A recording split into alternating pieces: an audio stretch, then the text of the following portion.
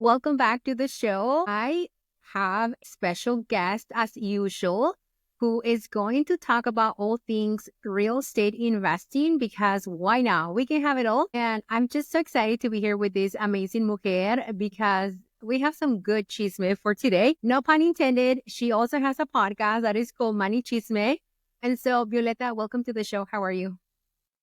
Good. Thank you so much for having me here. I'm so excited to talk about anything of real estate. Is my favorite.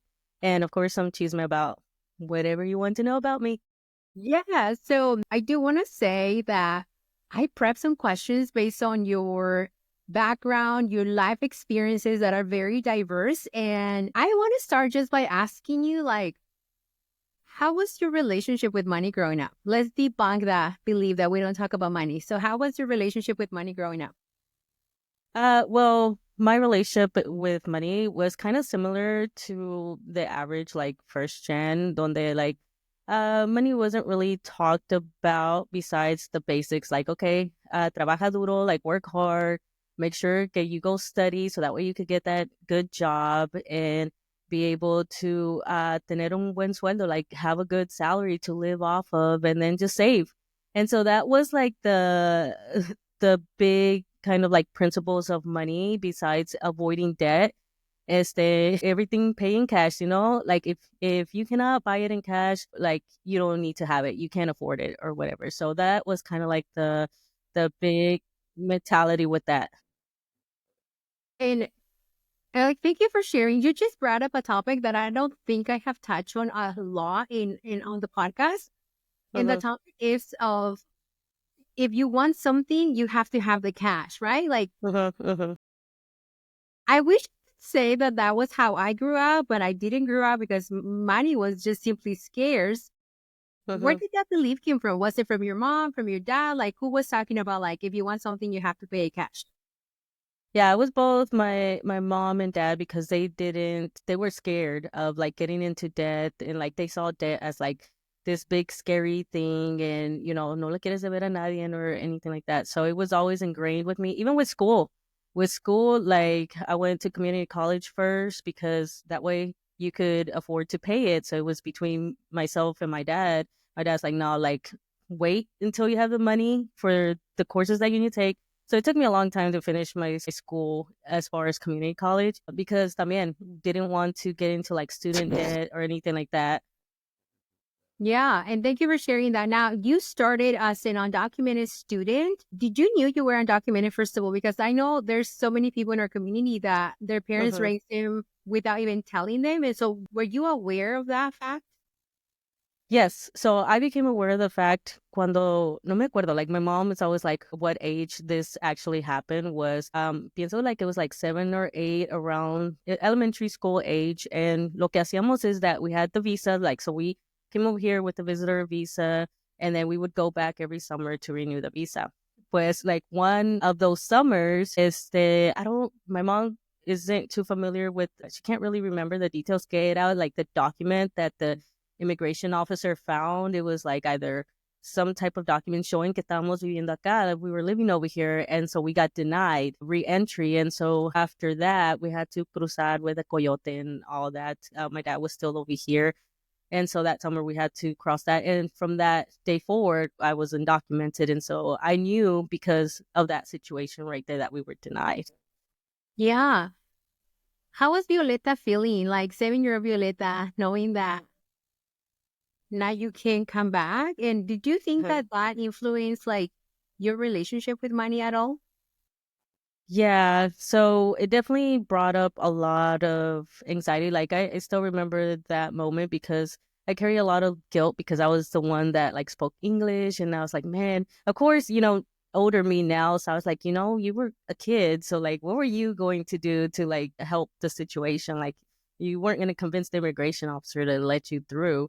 But at that point in time, yo me sentía like a lot of guilt and stuff, thinking that like it was my fault or whatever, and so from then, I feel like it was always like trying to prove myself or trying to make up for that or trying to prove okay, I deserve to be here and stuff. And so, um, and that still carried over into the money. Like I got to get the best job. I got to get like money. I got to like invest and all that stuff. And so it's not until recently I started healing that part of like, you know what? It's not about like building like serme rica so I could buy like the Gucci purse or whatever. It's like, you know what? It's para vivir like my life and be able to provide for my family and stuff.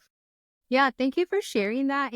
First of all, like it takes a lot of courage to go back to the story. And you Mm-hmm. mentioned healing, which is something that I'm very passionate about, like healing the money wounds, the financial trauma. A lot of people out there don't realize that when you are in situations where you are translating to your parents on financial matters, when you don't have the cognitive capacity to really deal with that financial conversation, like situations like Mm-hmm. that is what cause financial trauma. So I would say like, thank you so much for sharing that because I think that that is very powerful. And I know that our audience is going to identify with that. Now, I read through your bio and you ended up joining the Navy. Mm-hmm. How do you transition from being in college to deciding now I'm gonna go into these like Navy and like yeah, what was the process like? Tell us because I don't think I've ever had a guest that joined any like agencies like yours. Like you're a badass. Thanks. It was a process, and like I mentioned earlier, I at that point I had gotten married, me casé like pretty young, and this was my first marriage, and I was still going to school and everything, and it felt like I had hit rock bottom porque that marriage wasn't working out. There was a lot of problems, and then on top of that, like ya no tenía like the money because at that time I was done going to community college. I took all the classes that I could, and now it was time to transition to the university and actually start taking the core classes. But university is way more expensive, and so I was only able to like do like one semester, and then it's like, okay, now I gotta pull back, save up money for the next semester, and so me sentí like I hit rock bottom, and I was at a check cashing place, and my coworker he was actually joining the Navy and he told me about it, and I was like, you know what? That's good. Like I'm not doing nothing here. Like nothing's going my way. I can't finish college or anything like that. So me fui. I joined, and I always look back of that was like a turning point in my life because through that I accomplished a lot of things. I got my citizenship. I sponsored my parents to get, documented. And so my dad's a citizen. My mom's still working on that, but she has her green card and stuff. And so it led through that and también to be able to gain financial stability and buy my first house. So it's a big change. A lot of emotions went through that because you feel que you're abandoning your family, especially when you're the one that is taking care of them and like translating for them and all that stuff. It was scary, but like I always look back on that was like that change that I needed to take. Yeah. And if it wasn't for that coworker, you probably would never have the chance.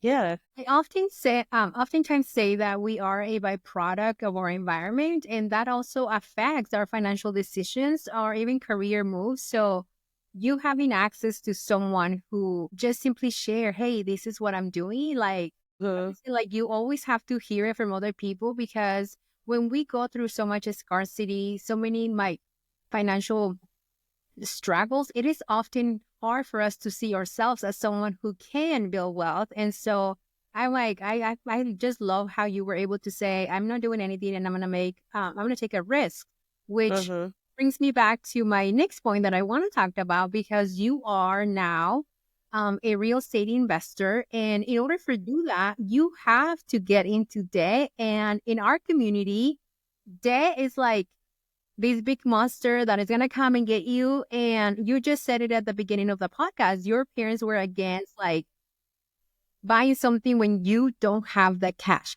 Can you walk us through the mindset process and the work that you have to go through in order to feel comfortable with debt? And specifically, can you tell us the amount of money you borrow for your first investment?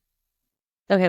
So, yeah, that is a huge mental roadblock that I had to like overcome, especially not only necessarily with debt, but risk and debt pretty much, especially with real estate investing, you have to get comfortable with that.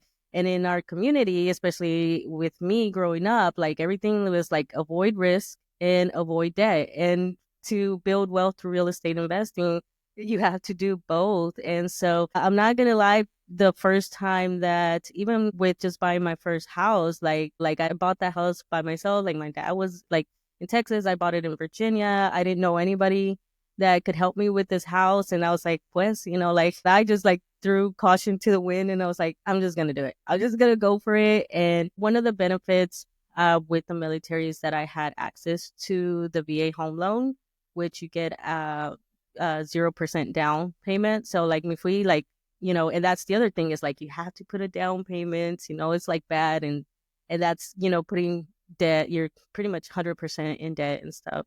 But that risk and that debt changed pretty much my life because that set kind of like the foundation and started my journey with real estate investing. But even through with that, I really had to learn how to quiet a little bit of that voice because it still rises up. Even this recent purchase that I just did, I still had like that little voice in the back of my head saying like, oh, man, what if it doesn't work out? Like, what if si se pierdo dinero? Like, all this stuff. But one of the things that I do to combat that is I have to talk myself through it. Like, okay, I did my research. I looked up the market. I know this market already because yeah, this is the third one in that specific area. Like I know my numbers and all that. So like I really reduced my risk.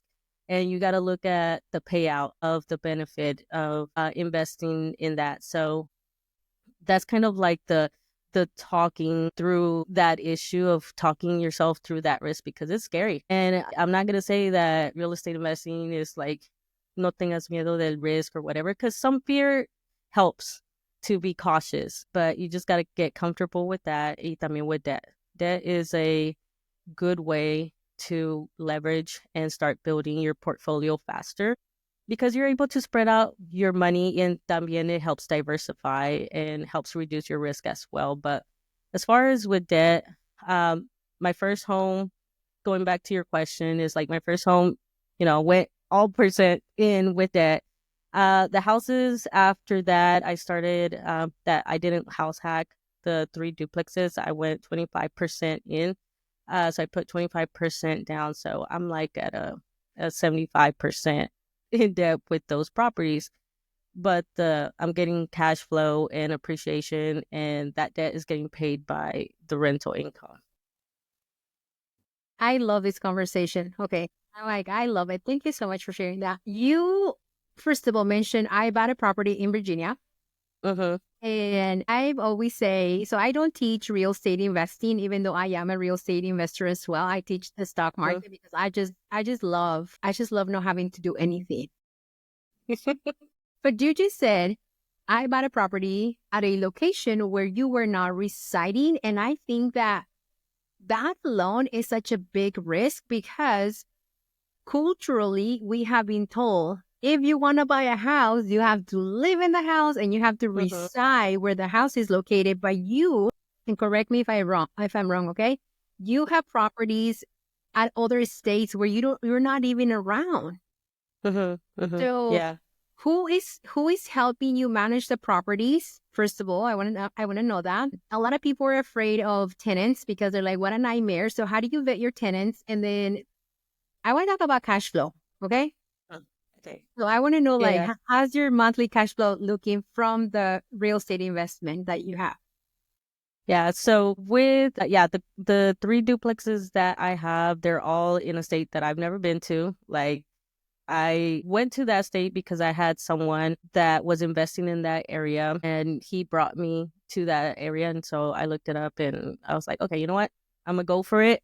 So I went for it and now I'm on my 3rd property, hoping to buy another one, probably summer, fall time. I don't go to these places. I don't even set foot to inside the property. Like I have a realtor that I trust. And part of that is building trust with the people that help you out. Your lender, I have a lender that I've worked with for years and it's so easy now. Okay, he already has like all my stuff. It's just like update your paycheck stuff, subs and stuff. So it's really easy. The process really easy. The realtor también, he already knows the drill. through FaceTime, we do everything. Pictures, FaceTime, we go through there. I have a trusted property inspector that I've used for all my properties there and that I really trust because I really like the way his work ethic and how he explains everything. So I really trust his inspections and reports. And then I also have a property management company that I go through. It took me a while to find a good property manager, but I really, so far, so good with these past few years. And I'm kind of the same way.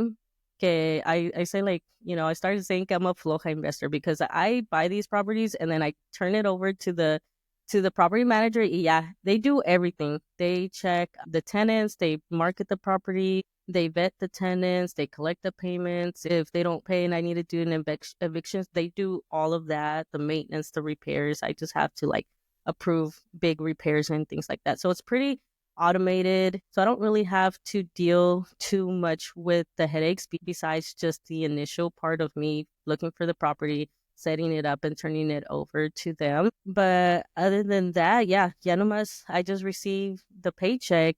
And so right now I have 3 properties and I think the total is about 5,200 in rental income, and the cash flow sale como ponle like maybe 350 to 400 per property. So I have 3 of them, so I get about like 1,200 depending on what the maintenance and stuff happened that month or whatever. So so far it's slowly building up. Like it's slow at the beginning and then it snowballs. Yeah, like you start building up as you can see at the beginning of my journey. Like it took a while to buy properties. Yeah, like it's easier to like save up that now. I just bought one in December and I'm already planning to buy another one in the Yeah. summer time. And So I yeah. love this for you so much, by the way. And I love how you're just like, yeah, I just put my name on the property and then I delegate, which brings me back to another point.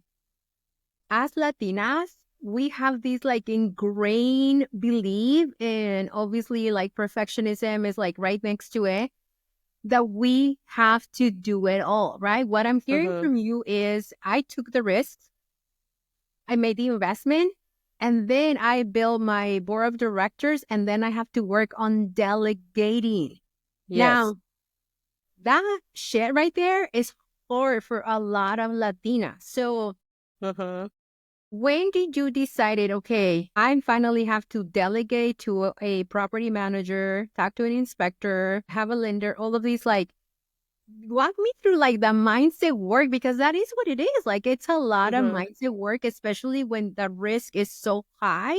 Like, I want to know, what were you thinking? Like, I want to pretend that I'm like a fly on the wall and you're going through this process. As far as delegating, Yeah, the mindset yeah. with I don't have to do it alone.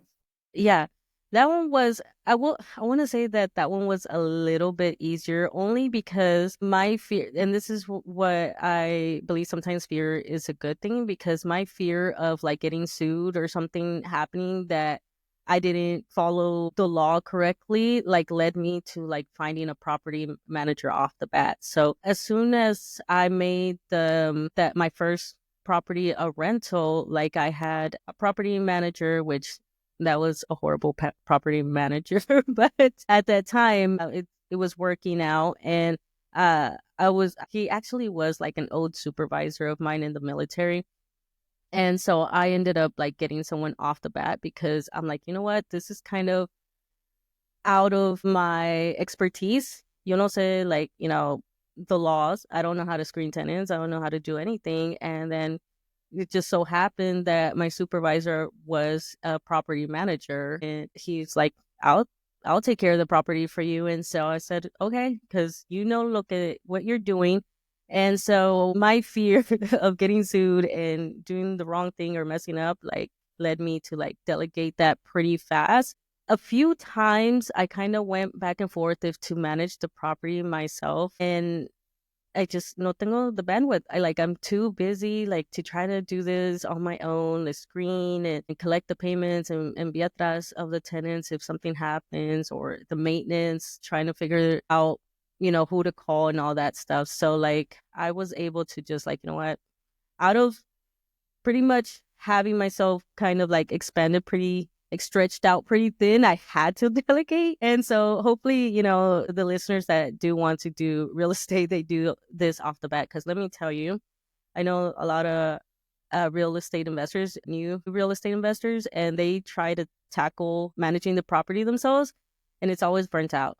They always get burnt out, and they are like tempted to just sell it. Like I know like two people that are like wanting to sell, and I'm like, just turn it over to a property manager. Let me tell you, it gets easy, and and some people can manage it on their own, like once they create systems. But at some point, you're gonna delegate, because even managing by yourself, you have to create a system. You got to build a team.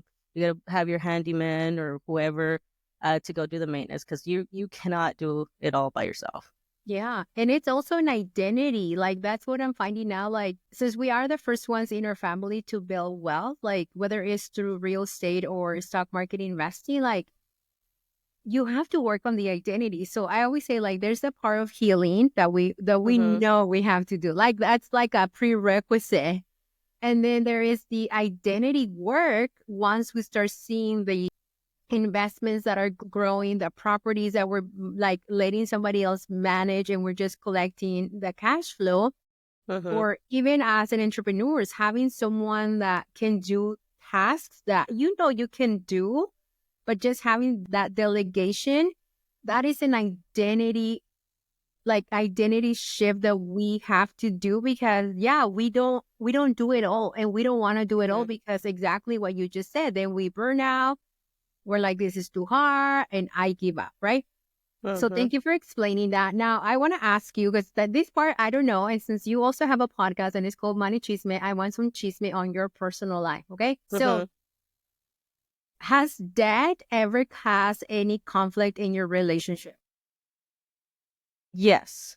Yes, there was my husband, like he came into the relationship with a lot of debt stemming from his prior divorce and stuff like that. And that caused some kind of like and I would want to say it's a little bit of my part, because I was at a different position financially. I was more stable. I was already investing, and he was at the beginning of his financial journey. So it was a lot of work on my part and on his part too, because he had to deal with like his financial anxiety and the guilt of getting into that position and all that. And on my part is like how, like, because I'm on the other side now, and I'm like, what, like, how did you get into debt? Because one, well, I was raised not to get into debt, so I managed to stay out of debt. And unfortunately for him, on his life journey, like, it didn't work out that way for him. So it did strain our relationship at the beginning of having that disconnect in different financial journeys and situations. And so we really had to talk through it a lot. And I had to kind of learn to understand and deal with my own financial anxiety, because I didn't realize that some of I guess, the conversations or the things that I would say is because of my own financial anxiety coming up, because now there's instability, because now he's has debt and is coming, and I'm like, like, oh my God, now we have debt. And so we learned to work as a team. And so now, like, we got rid of his debt.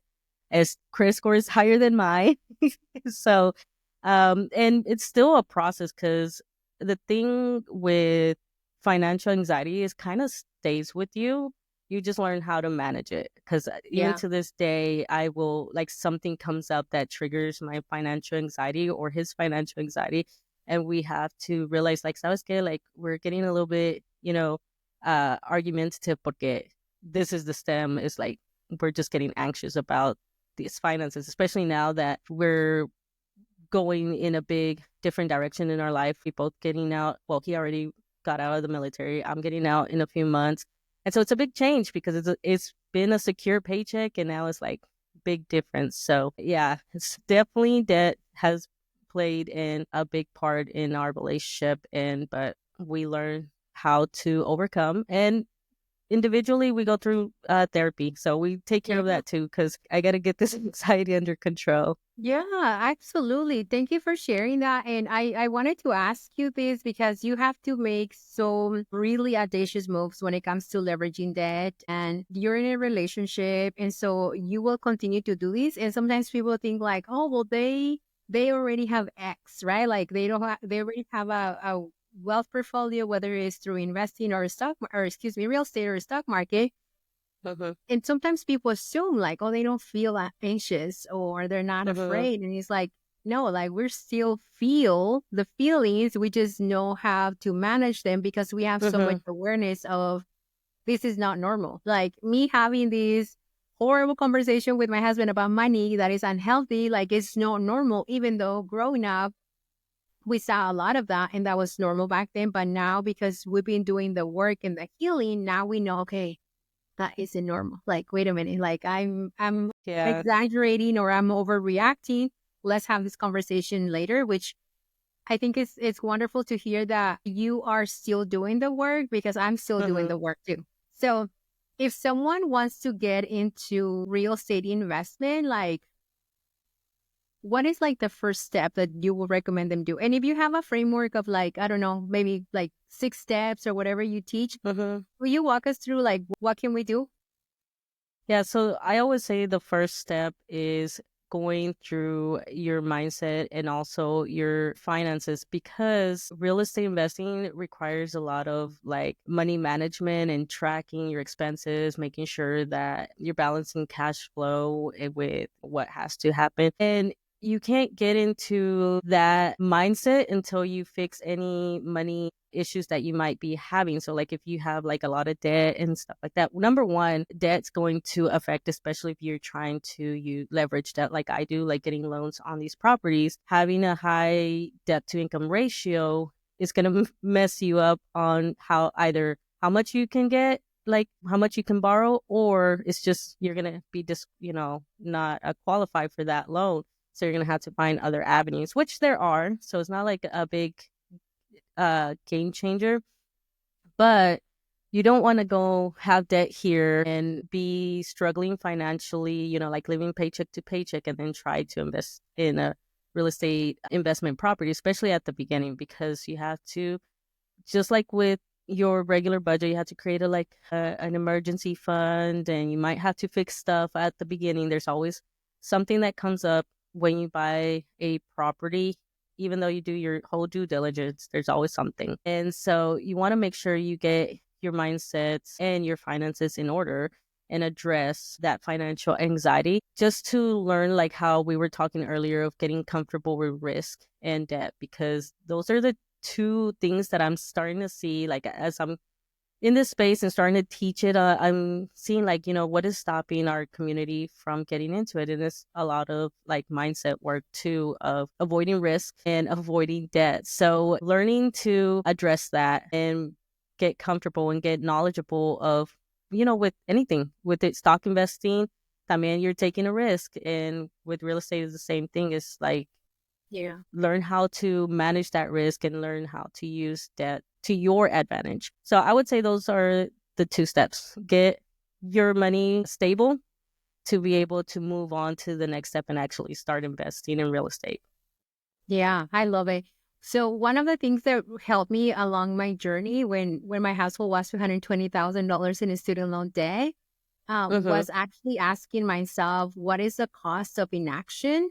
Mhm. Because I used to have a lot of perfectionism tendencies, and I always wanted to take risks. If I knew that I had a secure return, like a secure Mhm. ROI. And I remember when I was journaling one day and I just came up with a question like, what is the cost of inaction? Like, what am I Mhm. losing if I don't invest in myself? What is the cost of me avoiding the inner work? Like, I just got like really clear. And I remember writing that on a piece of paper, and then I flipped the page and then I started writing like, okay, now that we know what is the cost of inaction, let's Mhm. think about the possibilities. Like, what can I gain? And, one of them was truly like being able to monetize the things that I love, which is coaching and interviewing and speaking and all of this. So I'm very proud of the work that you've done because I want us to normalize these conversations, and I want us to normalize seeing another Latina that is killing it in real estate investment.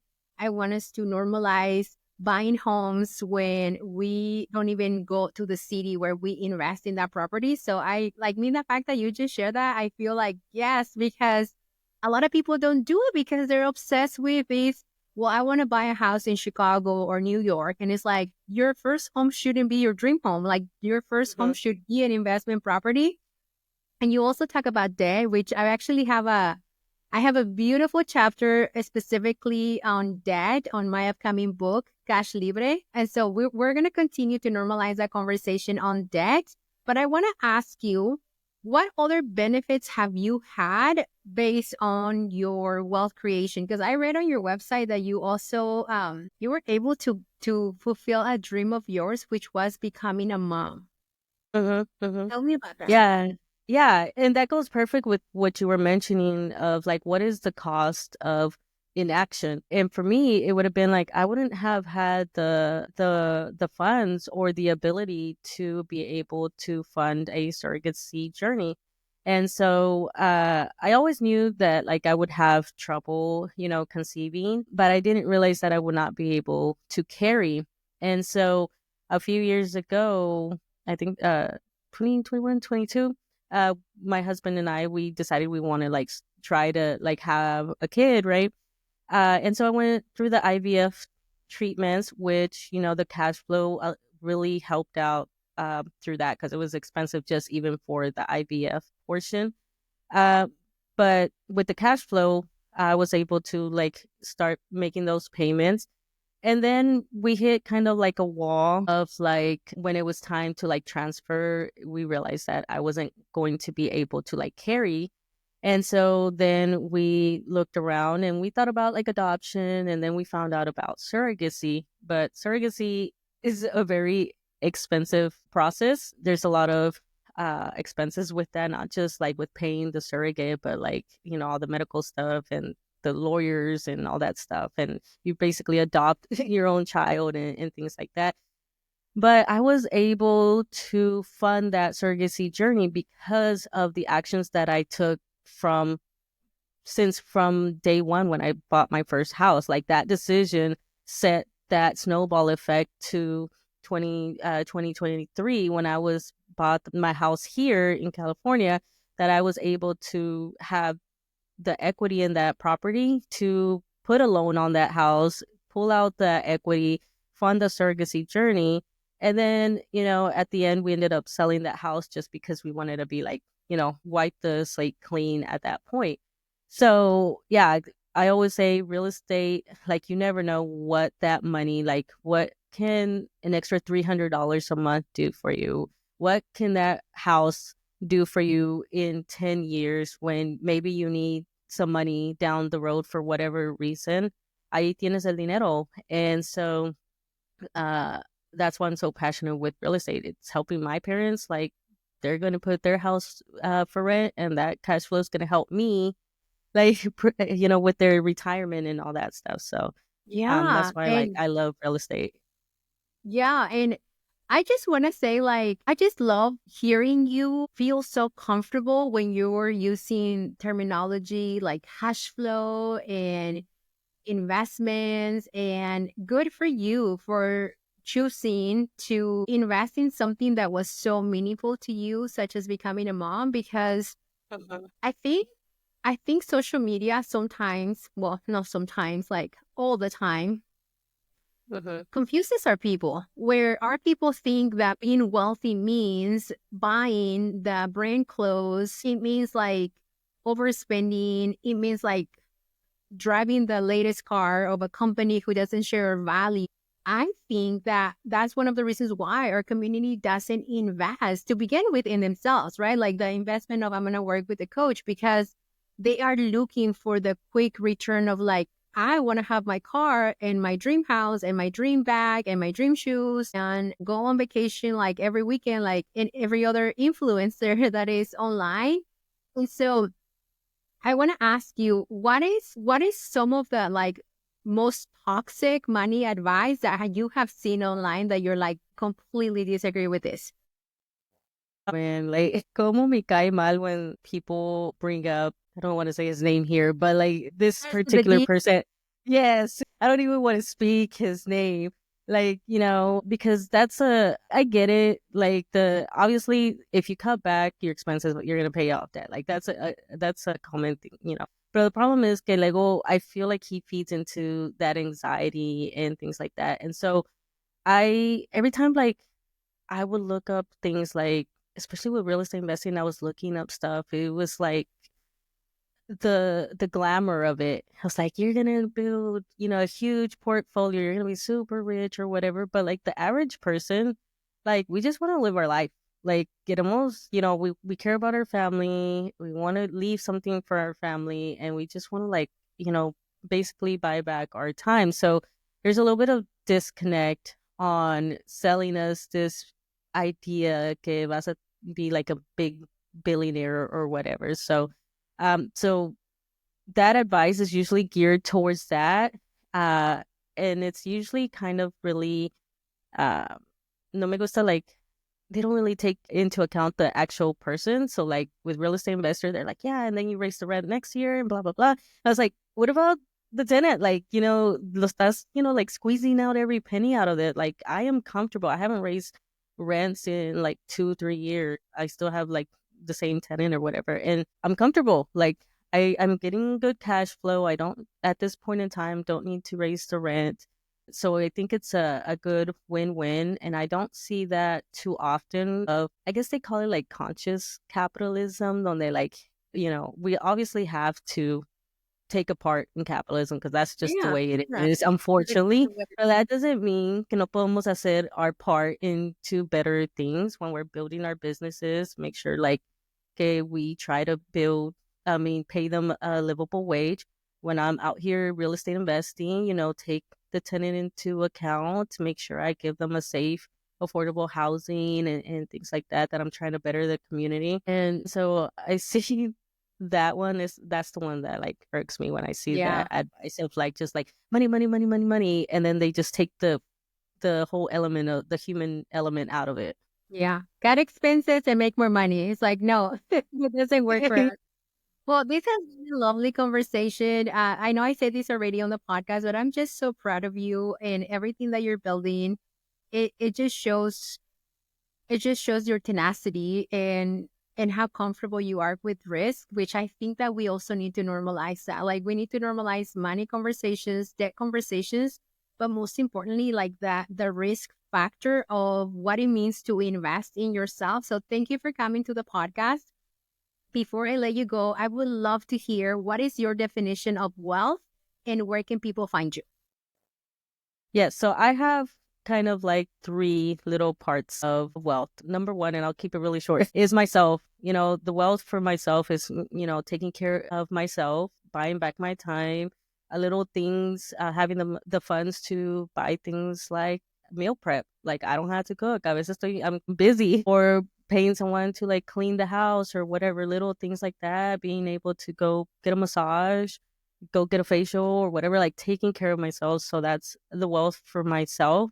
And then wealth with my family, like providing for my family, being there for them, being present, being able to get out of that like survival of the rat race of trabajando like all the time and not being able to enjoy my daughter that I work so hard for, and making sure that she has some things that she's set up for go to college, that she's receiving some generational wealth that I'm providing for my parents because I am their retirement. Unfortunately, I mean, it is what it is, right? And so like I plan for that. And then the third thing that I consider wealth for myself is with the community. Like, what kind of impact am I going to leave? Because I can't do this myself. Like, de qué sirve que I'm over here like making money and making myself rica and everything like that. But, my community is still struggling with the racial wealth gap and stuff. So I want to make sure that I'm leaving an impact, bringing the community up because we all got to get wealthy to be able to make a difference and start helping our community. So that's going to be the three big major kind of criteria to be like, you know what, I'm wealthy. Yeah. And we are wealthy. And Mhm. when we build wealth, it's really I would say like a trifecta effect because it's for us, for our children, but also for our community, and that is what makes a conscious capitalist. Like you are not becoming part of the problem, you are elevating yourself, but also bringing your community with you. So tell us, where can people find you? yeah, so they could follow my Instagram. It's money_chisme. On there, you could find, the links to, I do have like a freebie if you are interested in getting started in real estate. I have a free guide there that goes hand to hand with episode 72, that, talks about like my 6 steps to get into real estate investing. But yeah, other than that, like I'm always aquí to help out. Any questions, DM me or whatever. So yeah. We will do that. I'm like, we will do that. Thank you again for coming to the podcast. And mujeres, make sure that you replay this episode. Please, I mean, get real on what is holding you back. And if you believe that debt has moral value, like it's time for you to like get together with a coach that can help you, because we need to normalize these conversations. We need to normalize risks. And I will see you all next week. Thanks again, Violeta, for coming. And let's go ahead and build wealth juntas. Thank you. Bye.